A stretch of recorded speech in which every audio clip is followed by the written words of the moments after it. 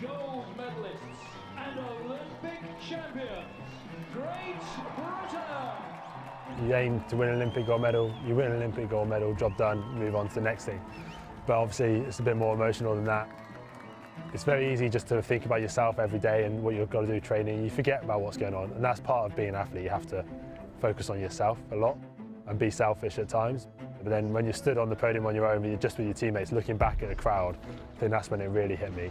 You just go to realise how many people you've kind of impacting and have been following your journey. Those moments are great when you get to share all that with your friends and family. Leaving rowing was quite a hard decision. In some ways it's quite easy to look back now and be like, wow, you're stuck in your ways of training every day. And I actually went back training for a little bit and didn't quite have the same motivation. I kind of spoken to a few of the guys before who had been in there and done it, and they said the same thing. They said, there's more to life than rowing, and this has been a great part of my life, and I kind of wanted to move on to something else.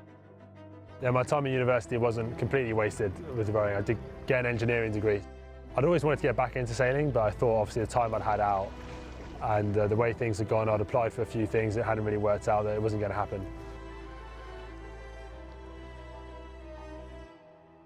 And I actually got a phone call from Chris Draper and Dylan Fletcher, who set up the British team in 2019 for season 1. So they asked me if I wanted to get back into sailing. There was this position available as a grinder for SailGP. Kind of got explained the concept, but obviously back then it was so early. But I jumped at the opportunity to get back involved, to be involved in sport at the highest level and representing your country again. The role of a grinder has changed over the last 10 years with more high-performance boats coming in, and the role itself has just become more and more physical.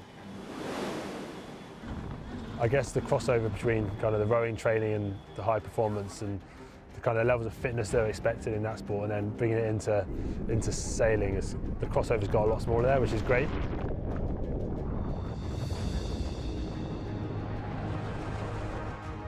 Obviously there's an element of the grinding role which you have to know what's going on the boat, you have to understand sailing. Having Ben and Hannah part of the team is pretty amazing, and being able to go out there sailing and kind of just seeing them operate, and I'm very fortunate to be part of the comms loop and listen to the way they think around the course, and you do just get to see just kind of the level that they're at in terms of sailing. And it's a great team to be a part of. We've got such a great amount of experience in other areas of sailing, and then trying to bring that all together into SailGP, which is always changing. You've always got to be ready for the unexpected. The bit in sport that matters to me is when you get that release and that relief from all the effort you've put in beforehand into however long it is, whether it's 1 minute, 10 minutes or 5 minutes. However long you've pushed yourself for in that race, you then get to finish line and you stop and you take it all in. You take in the noises of the boats, the sounds and the cheers of the crowd, and just kind of, you can just sense the kind of emotion in your whole teammates, and that's what I do it for. That's what the sport is there for, and that's what brings the best out of me.